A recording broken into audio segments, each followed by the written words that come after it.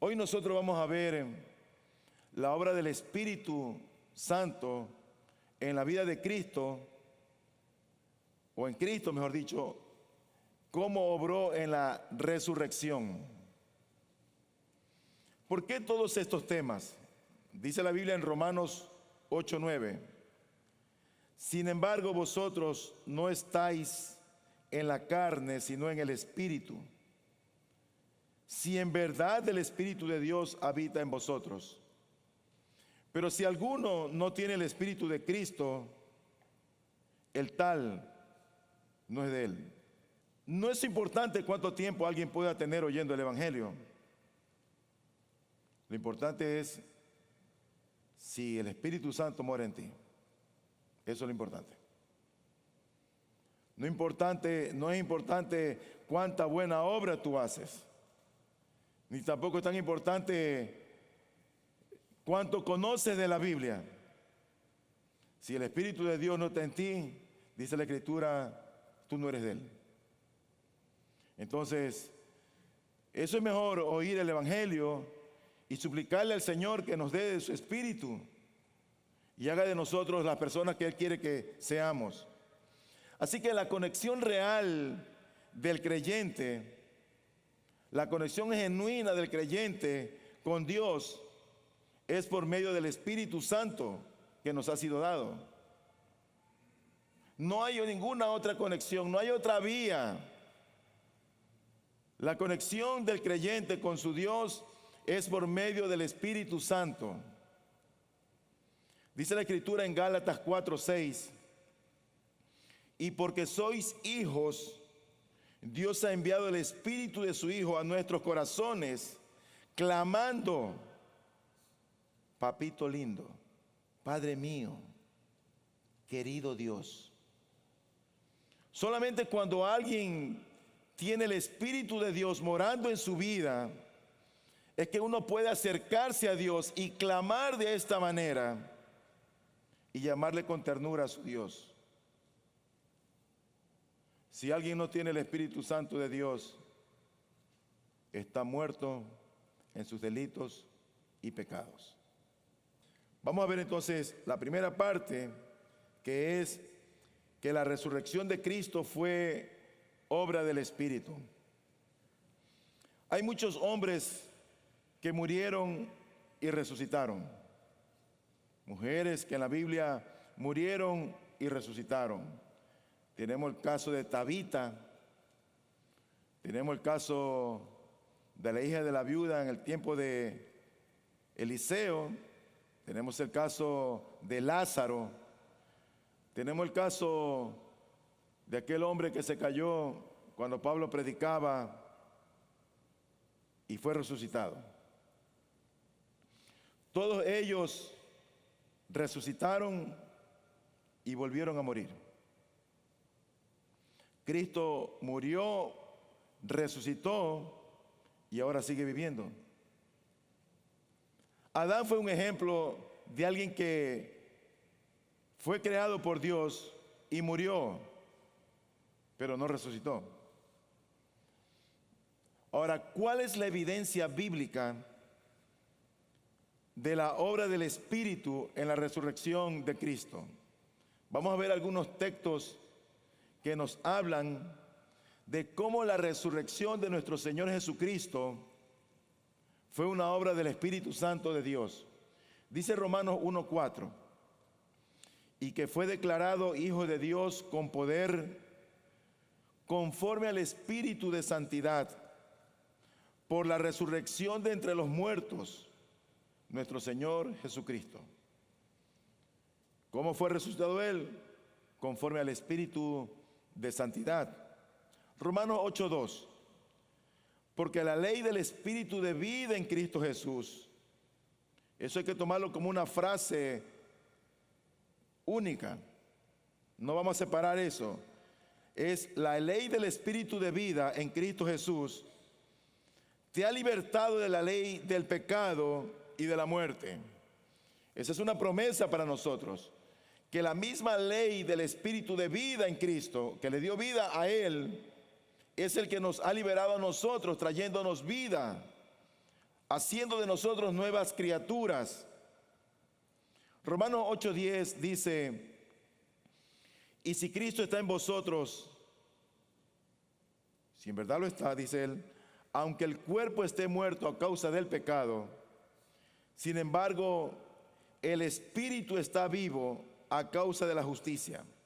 Pero si el espíritu de aquel que resucitó a Jesús de entre los muertos, eso es importante, si el espíritu de aquel que resucitó a Jesús de entre los muertos habita en vosotros, el mismo que resucitó a Cristo Jesús de entre los muertos, también dará vida a vuestros cuerpos mortales por medio de su espíritu que habita en vosotros. Es decir que estos textos confirman la obra del Espíritu Santo de Dios en la resurrección de Cristo. 1 Timoteo 3:16 dice: e indiscutiblemente grande es el misterio de la piedad. Él fue manifestado en la carne, vindicado en el Espíritu, contemplado por los ángeles, proclamado entre las naciones, creído en el mundo, recibido arriba en gloria. Vindicado en el Espíritu, es decir, que Él fue justificado en el Espíritu. Ahora, ¿cuál es la explicación que nosotros podemos dar de la obra del Espíritu en la resurrección de Cristo? ¿Cómo lo explicamos esto?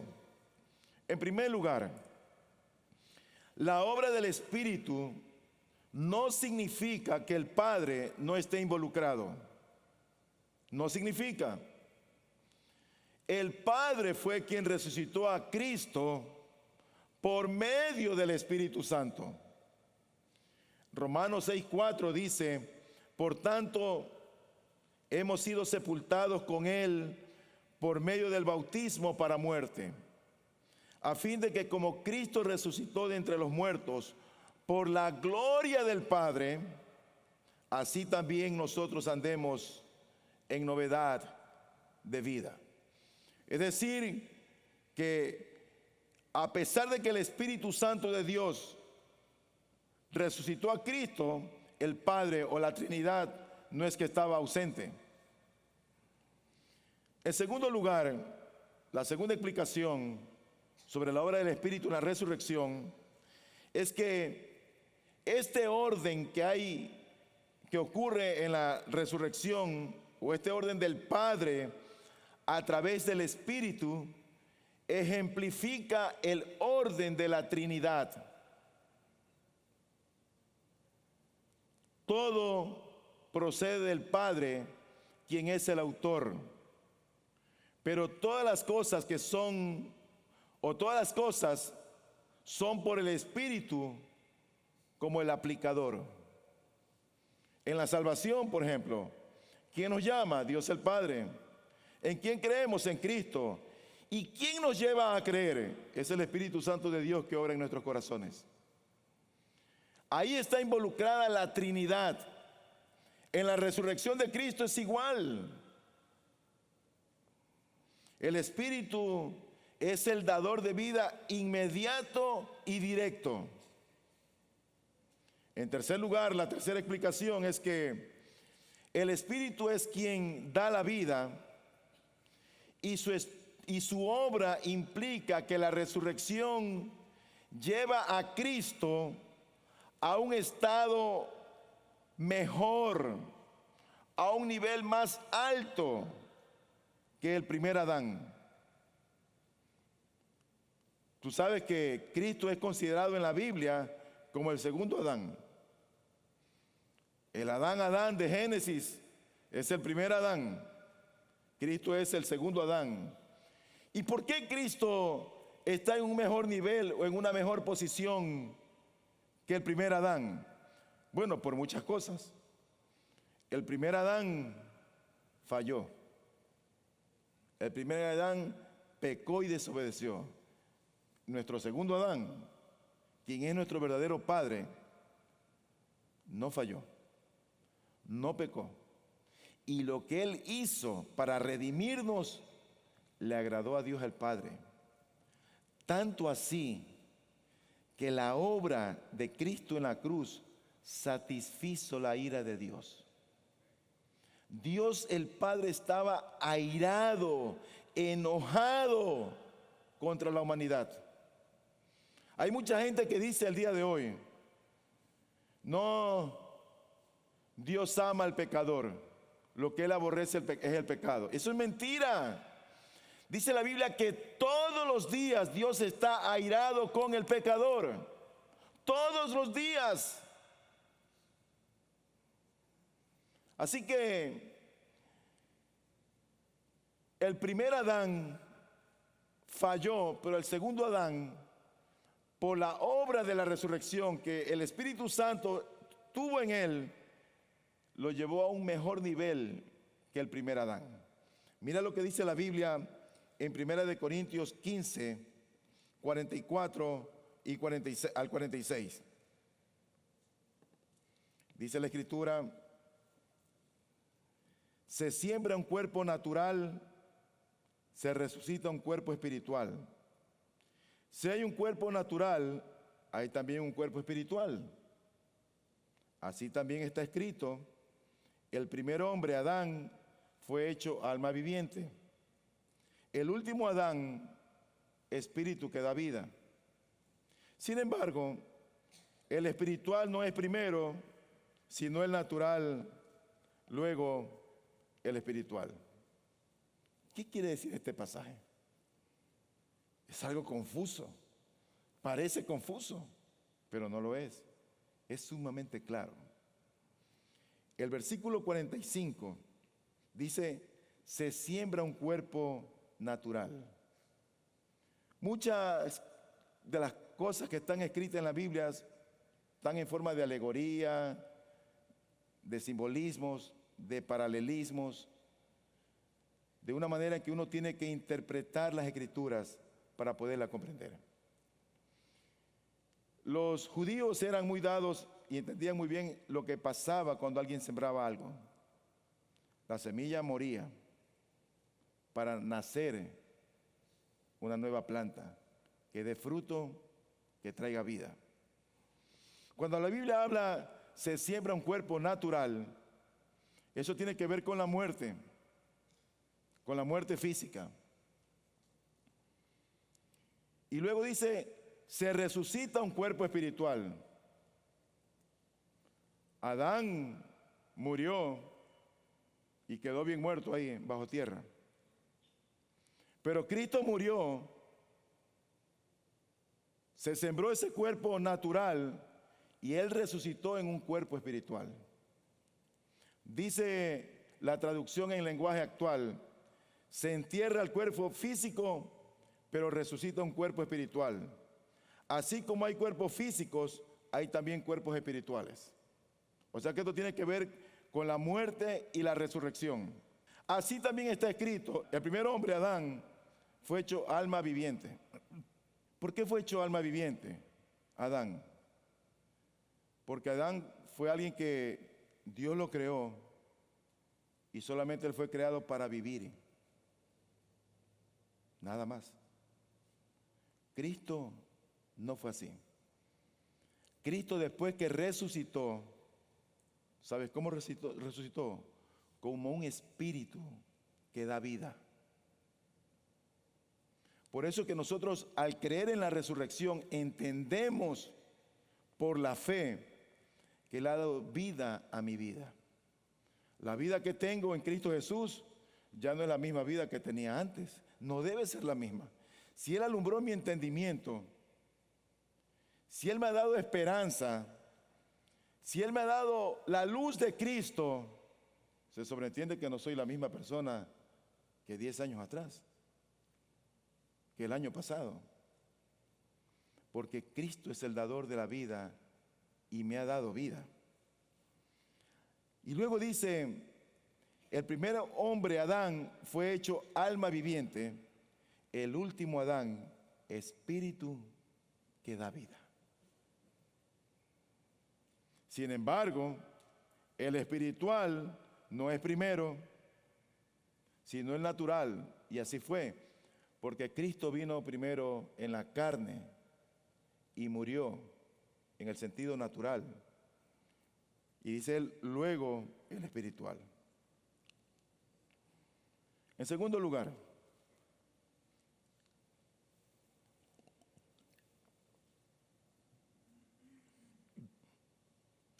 en la resurrección, cuando Cristo resucitó, el Espíritu Santo de Dios fue incorporado a Él. Eso quiere decir, queridos hermanos, que el Espíritu obró en Cristo. Antes de la resurrección, este obrar significaba la preparación espiritual de Cristo. En la resurrección, este obrar del Espíritu Santo de Dios afectó el mismo ser del Señor. Lo afectó en el buen sentido. Ahora, este tema por un lado es algo difícil, pero por otro lado es esclarecedor porque nos ayuda a comprender algunos pasajes que son un poco difíciles de comprender.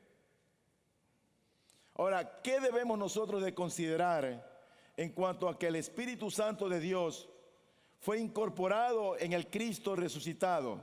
Ya no solamente que lo resucitó, sino que ahora fue incorporado en Él. ¿Qué debemos comprender con eso? Bueno, en primer lugar, que el Cristo se convierte en el Espíritu. O dicho en otras palabras, el Espíritu es incorporado en Cristo. No quiero que te confundas, pero vamos a ver algunos textos bíblicos. Y vamos a ver el primer texto, 1 Corintios 15, 45, sobre este texto. Dice la Biblia: así también está escrito, el primer hombre, Adán, fue hecho alma viviente, el último Adán, espíritu que da vida. Déjame hacerte unos comentarios sobre ese texto. Ese texto, esa palabra que dice allí, espíritu, espíritu que da vida, ¿sabe a quién se refiere? Al Espíritu Santo de Dios que estaba en él. La obra del Espíritu en la resurrección de Cristo es justamente eso lo que implica. El Espíritu que da vida. El Espíritu fue incorporado en Cristo y Cristo pasó a ser ese Espíritu que da vida. ¿Cristo mora en ustedes? ¿Sí o no? Ok. ¿Y está morando Cristo en persona o en el Espíritu? Es en el Espíritu. Es a eso a lo que me refiero. Cristo mora en nosotros por su Santo Espíritu. En segundo lugar, sobre el primer comentario, los textos paralelos a esto así lo demuestran. Hablan de la incorporación del Espíritu Santo en Cristo. El contexto lo demuestra. En el 1 Corintios mismo 15, 44 y 46, que es el anterior y el posterior al 45, dice: se siembra un cuerpo natural, se resucita un cuerpo espiritual. ¿Tú recuerdas cuando Cristo resucitó y apareció a los apóstoles estando las puertas cerradas? Es una obra evidente de cómo Cristo era realmente o se convirtió en el Espíritu, sin dejar de ser, sin haber perdido su humanidad. Así que el 46 dice: sin embargo, el espiritual no es primero, sino el natural, luego el espiritual. Como dije, espiritual se refiere a la obra del Espíritu. Hay muchos textos que lo pueden afirmar, no lo vamos a ver. Pero el contraste no puede ser entre lo material y lo inmaterial. Más bien está entre lo espiritual, que el hombre es un ser natural, y lo espiritual, que es como obra del Espíritu Santo de Dios. Es entre eso que hace el contraste. No es entre lo inmaterial y lo material, sino entre lo material como parte del ser humano, que es un alma viviente, en este caso Adán, y Cristo, que fue aquel que dio la vida, o es el dador de vida, cuando el Espíritu Santo obró en su corazón. El segundo texto tiene que ver con 2 Corintios 3. Ahora bien, El Señor es el Espíritu, y donde está el Espíritu del Señor, hay libertad. Pero nosotros todos, con el rostro descubierto, contemplando como en un espejo la gloria del Señor, estamos siendo transformados en la misma imagen de gloria en gloria, como por el Señor, oiga esto, el Espíritu. Primer comentario. Señor aquí se refiere al Señor Jesús, a Cristo el Señor. En 2 Corintios 4:5 lo afirma y dice allí: porque no nos predicamos a nosotros mismos, sino a Cristo Jesús como Señor, y a nosotros como siervos vuestros por amor de Jesús. O sea que aquí, en este contexto, la palabra Señor se refiere al Señor Jesús. Por eso que dice el texto aquí: en la misma imagen de gloria en gloria, como por el Señor el Espíritu. El segundo comentario es que ese Espíritu, otra vez aquí, se refiere al Espíritu Santo. Y el Espíritu del Señor, en todo lo que habla en las cartas paulinas, es siempre el Espíritu Santo. Y el tercer comentario que tengo sobre este texto es que el Señor es el Espíritu, porque la resurrección, o porque en la resurrección fue lo que Él adquirió, el Espíritu Santo, quien se incorporó a Él. Hay otro texto que la Biblia menciona en el libro de Apocalipsis, el capítulo 5, versículo número 6. Y dice Juan, quien escribió este libro, dice: miré y vi entre el trono con los 4 seres vivientes y los ancianos a un cordero de pie como inmolado, que tenía 7 cuernos y 7 ojos, que son los 7 espíritus de Dios enviados por toda la tierra. Este pasaje es un texto que ilumina a muchos otros textos. Mi primer comentario es que aquí un solo ser es presentado: el Cordero de Dios. Él es el ser que es presentado. El segundo comentario es que solo este ser que es presentado aquí puede cumplir con el plan redentor de Dios para aquel mundo que ha caído y Dios lo ha redimido. Y es este ser que está en el trono que toma el libro y que más adelante dice la Biblia que abre los sellos y empieza a emitir palabras. O sea que aquí está hablando de Cristo. Pero luego el tercer comentario es que este Cordero de Dios es un ser complejo, compuesto de varios elementos que aquí se menciona en Apocalipsis 5:6. Uno de esos elementos que la Biblia nos menciona aquí es acerca de su divinidad, o acerca de la deidad de Cristo. Si tú ves el contexto de este pasaje, Él recibe la misma adoración que el que está sentado en el trono. Y Él toma un lugar, dice la Biblia en Apocalipsis 7, en el centro del trono. Pero también es claro que otro elemento de ese Cordero que se describe aquí en Apocalipsis 5 es acerca no solamente de la divinidad, sino también de la humanidad de Él. Cristo Jesús, no debemos de perder nunca que Él fue hombre sin dejar de ser Dios, y fue Dios sin dejar de ser hombre. Y aun cuando Él resucitó y el Espíritu fue incorporado en Él era un espíritu dador de vida, pero Él seguía siendo hombre.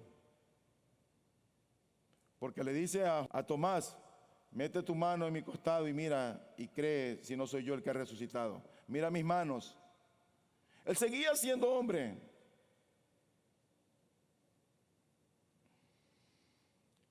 Por lo tanto, aquel de quien la Biblia habla en Apocalipsis 5 Está hablando de aquel Cristo resucitado al cual Juan vio, al cual se le rinde adoración.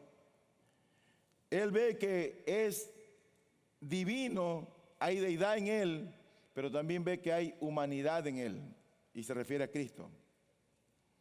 Así que él tenía que ser la verdadera, o tenía que tener verdadera humanidad, porque él llegó a ser un sustituto de nosotros los hombres.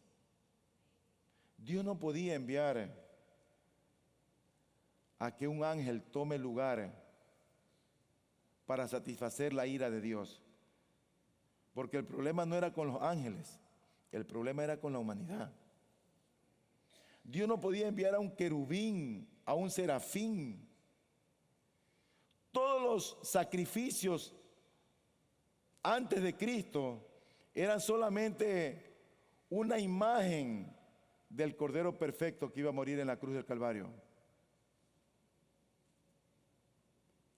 Dios el Padre tenía que satisfacer su ira sobre su propio Hijo, quien se había humanado y había tomado la condición de hombre como la nuestra. Por eso que Él tenía verdadera divinidad, pero por otro lado tenía verdadera humanidad.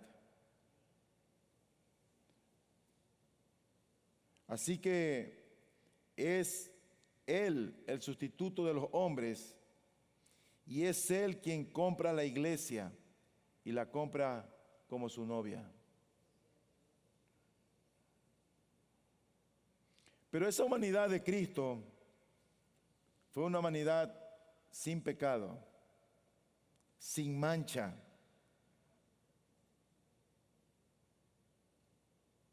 Sin mancha. Fue una humanidad crucificada. El Cordero, como si Él fuera inmolado, pero también era la humanidad de Él cuando Juan la vio resucitada. Y vio a gente que estaba de pie, como si hubiera sido asesinada delante del trono. Pero otro elemento de ese ser que vio Juan en el Apocalipsis es el Espíritu. Y mira lo que dice el texto, porque dice que él vio un cordero que tiene 7 cuernos y 7 ojos, que son los 7 espíritus de Dios, enviados a toda la tierra. Los 7 espíritus se refieren al Espíritu que da poder al reino de Cristo. Y es claro que el Espíritu de Dios, se presenta aquí como teniendo perfecto conocimiento, porque el 7 es número de perfección, y dice 7 ojos. Y se presenta también como teniendo perfecto poder, porque dice 7 cuernos. Habla de perfección. Así que estos textos lo que muestran es que Cristo se convierte en el Espíritu. Vuelvo a mencionar, sin dejar su humanidad. ¿A qué conclusiones podemos llegar con estos textos?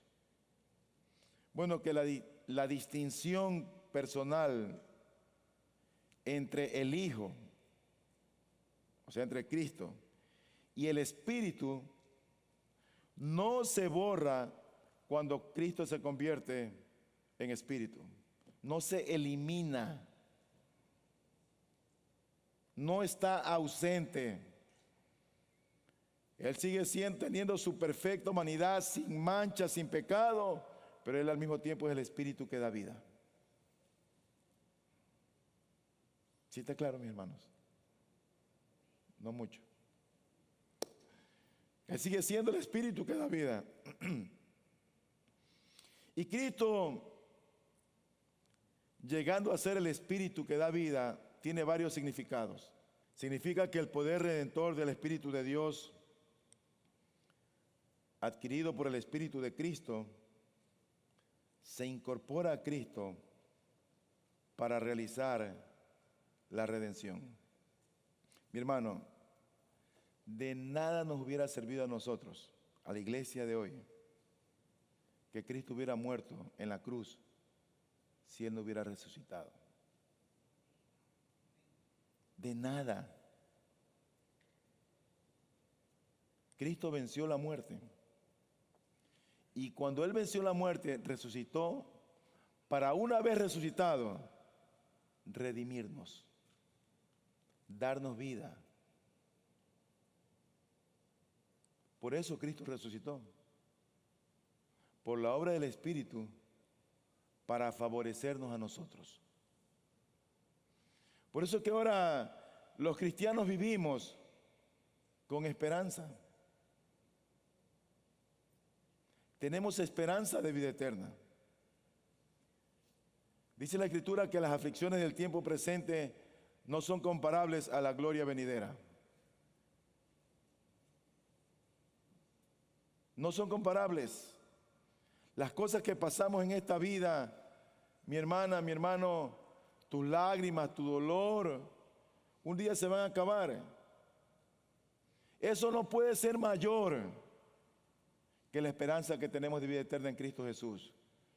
Por eso que dice la Biblia que es una vida miserable vivir en esta vida sin esperanza. Porque todas las cosas que puedas tener hacia ti, todas las situaciones difíciles y amargas, te van a hacer eso, te van a amargar la existencia. Te van a amargar la vida. Dice Pablo, somos los más dignos de lástima si vivimos esta vida sin esperanza. Por eso los cristianos, en medio de las aflicciones y del dolor de cada día, lo que vivimos es esperando aquel día cuando Cristo se manifieste y enjugará toda lágrima y ya no habrá dolor. La muerte será puesta en su lugar y nos gozaremos por siempre, por la eternidad, tras la eternidad en Cristo el Señor. Eso lo hace el Señor. Por eso, mi hermano, tú debes aprender a vivir con la esperanza en Cristo, en el Cristo que resucitó, que venció la muerte y que te ha dado vida ahora por su Espíritu.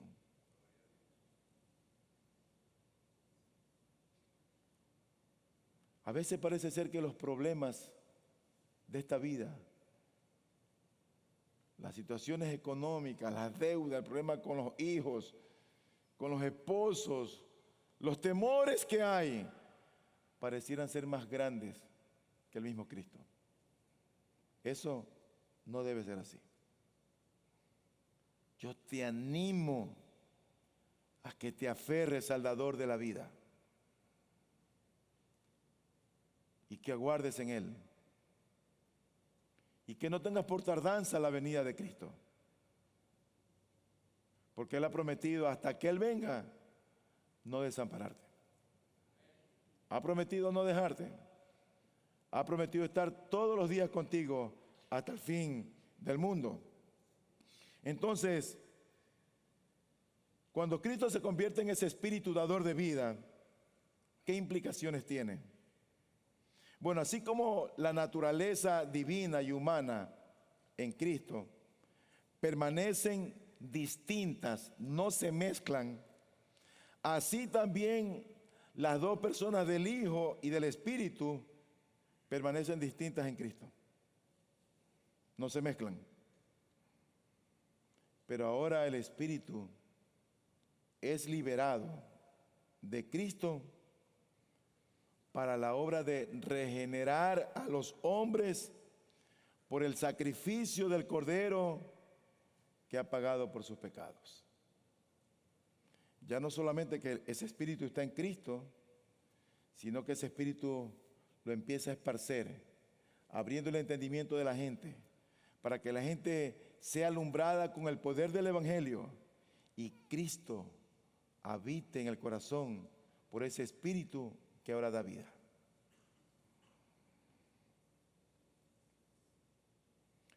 Hay una de las empresas automotriz más grande en los Estados Unidos que está en Michigan.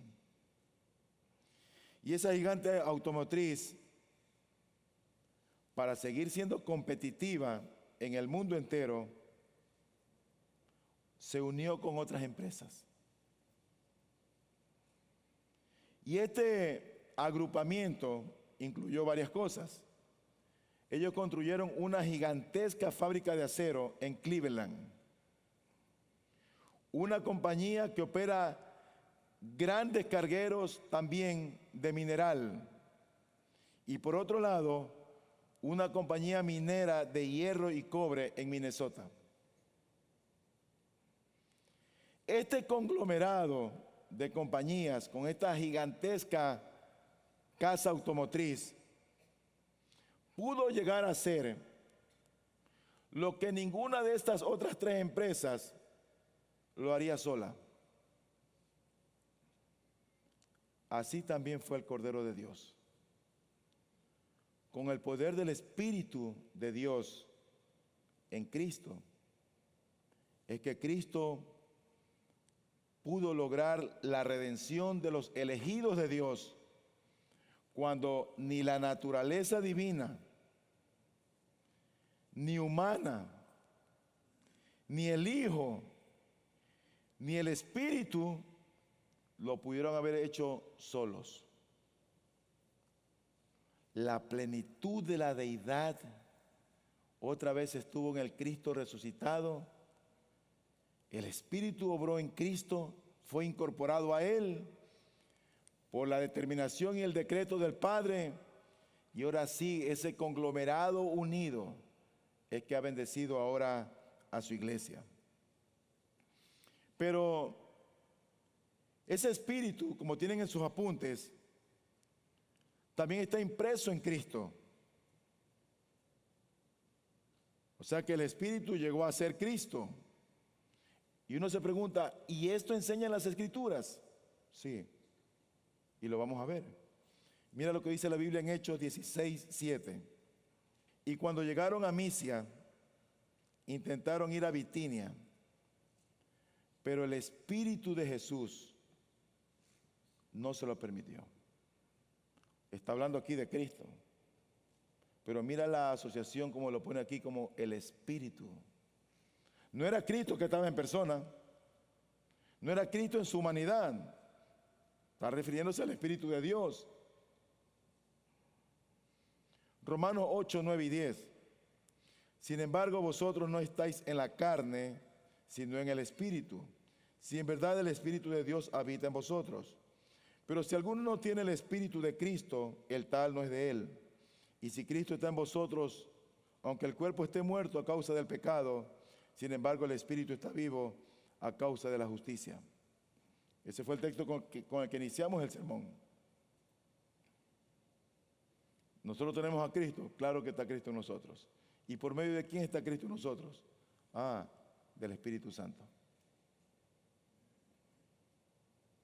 Es el Espíritu Santo de Dios, quien mora en nosotros cuando fuimos sellados como un pago inicial. Gálatas 2:20.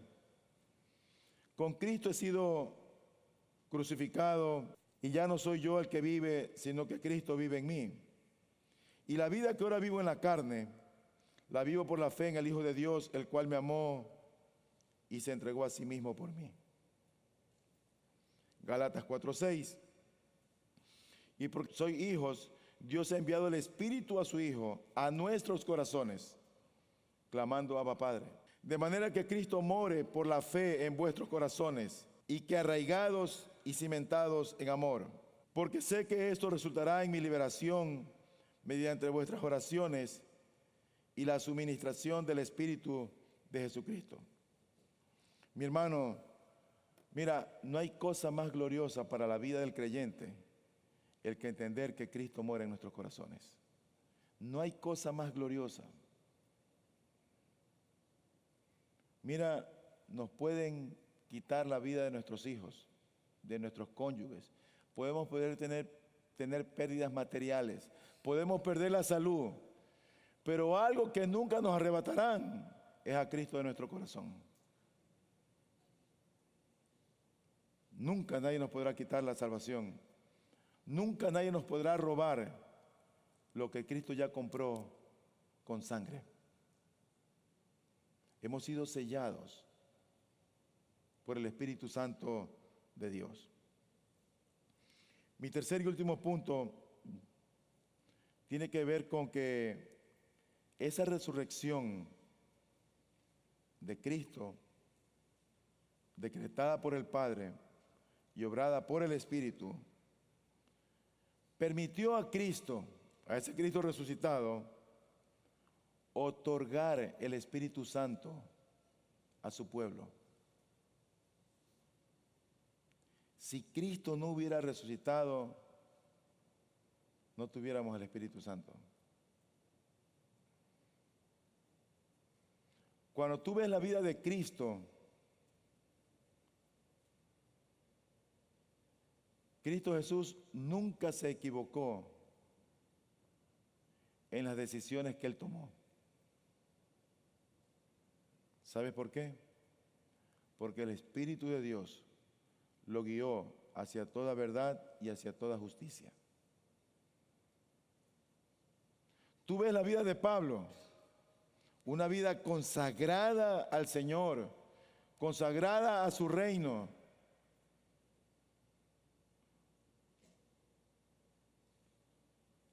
Tú ves que Pablo, por amor a Cristo, hizo todo lo que hizo, incluyendo el naufragio, pero aún en eso, el Espíritu de Dios lo guió. ¿Por qué nosotros muchas veces nos equivocamos en las decisiones que tomamos?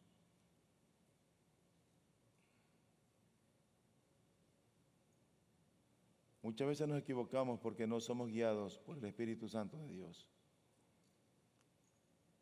Y entran otros afectos, nuestras emociones, nuestros sentidos, nuestros intereses. ¿Por qué la gente se equivoca cuando va a hacer un negocio? ¿Por qué se equivoca en el matrimonio? ¿Por qué se equivoca en las decisiones que toma?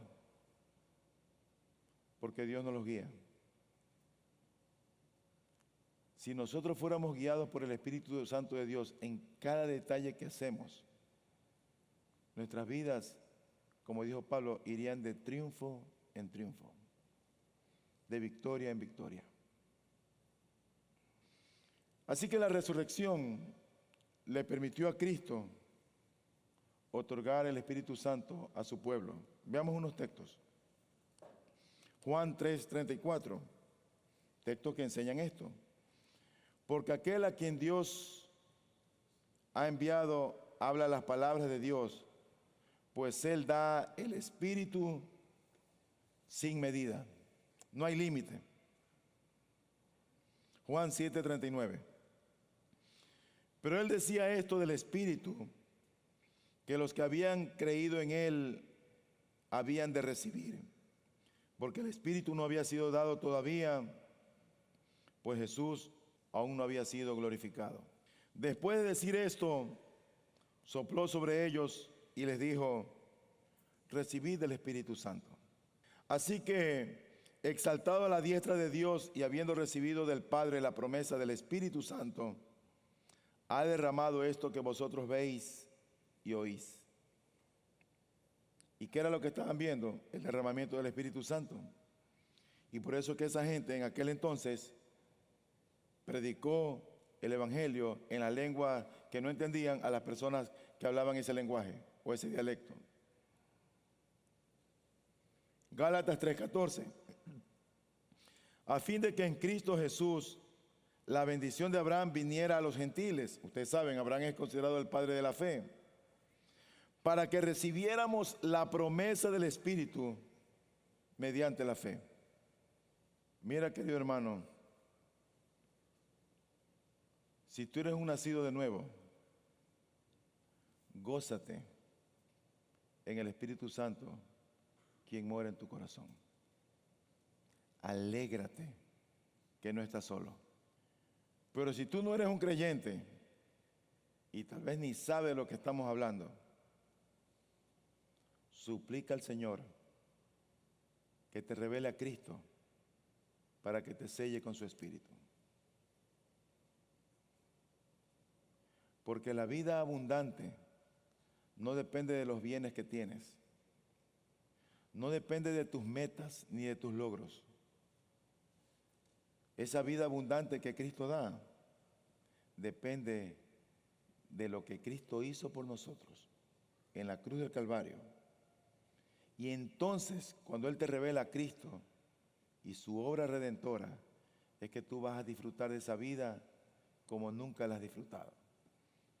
Una vida de gozo, de paz, una vida de esperanza, una vida de dicha en el Señor. ¿Sabes que eso no lo puede dar ningún pastor?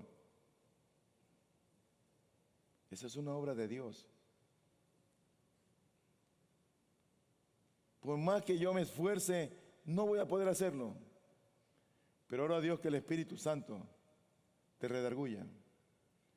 Y tú veas esto con interés y no con menosprecio. Tú veas esto como lo más importante en tu vida. Mira, esto es más importante que tu matrimonio. Y más importante que tus luchas. La salvación del alma. Eso vale más que todos los tesoros de esta vida. Por eso que dice la Biblia que hay regocijo en el cielo cuando un pecador se arrepiente. El cielo se alegra cuando un pecador viene a Cristo. Amigo, si tú estás escuchando la voz de Dios hoy, no te endurezcas. No te endurezcas. Pídele a Dios que tenga de ti misericordia.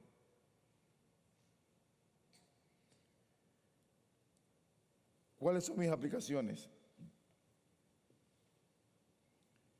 En primer lugar,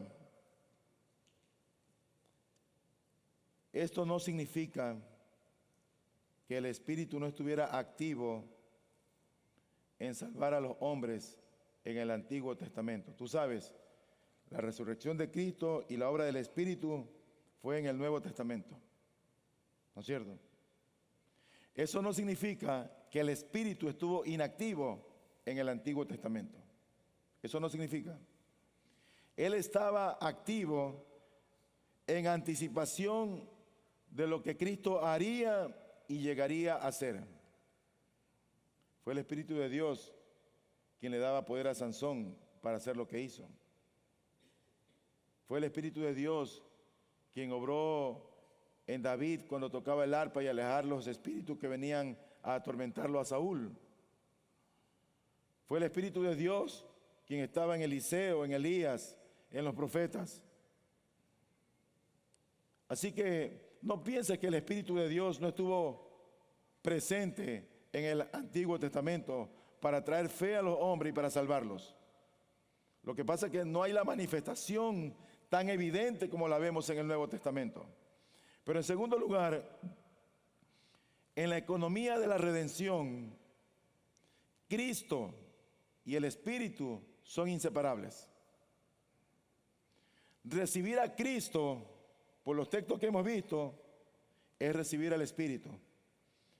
Y recibir al Espíritu, por los textos que hemos visto, es recibir a Cristo.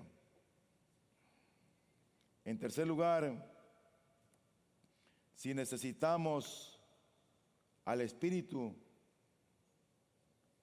Él debe ser recibido de Cristo por la fe y no por nuestras buenas obras.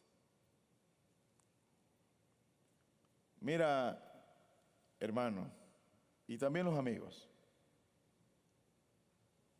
la oración, la intercesión, el ayuno, el clamor a Dios, obran por más o para tener más del Espíritu en la vida del hombre. Termino con este texto.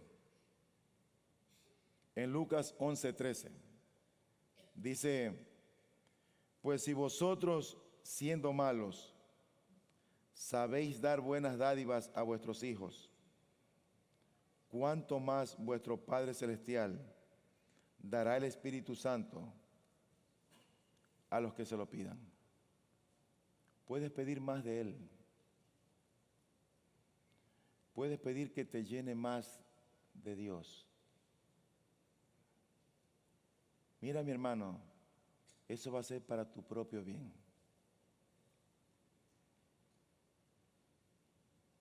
Pídele al Señor en oración. Si nosotros, siendo malos, le damos cosas buenas a nuestros hijos, siendo malos, teniendo prejuicios, habiendo todavía una corrupción en nosotros, si siendo nosotros malos a nuestros hijos no le damos espinas, los favorecemos siempre, ¿cuánto más si tú y yo le pedimos a Dios el Padre que nos sature y llene de su Espíritu? ¿Cuánto más? Eso significa que tenemos un Padre misericordioso, bondadoso y generoso. Pídele: Señor, lléname de ti, dame más de ti. Quiero ser más lleno de Cristo. Y como dice la Escritura, Él da el Espíritu sin medida. Sin medida. Toma tu tiempo. Busca del Señor. Entonces después me dirás los resultados. Aparta un tiempo cada día a la oración. Aparta tu tiempito. Ten ahí tus 30, tus 40 minutos de oración. Y dile: Señor, lléname de ti. Lléname de tu santidad, de tu bondad y de tu amor. Dios quiera que nosotros consideremos la obra del Espíritu en Cristo como una bendición para la iglesia y para nuestras vidas. Todos necesitamos, sin excepción, del Espíritu Santo de Dios en nuestras vidas para seguir siendo sostenidos por Él. Y si tú no conoces a Cristo, pídele a Él que te revele a Cristo para que el Espíritu de Cristo esté en tu corazón.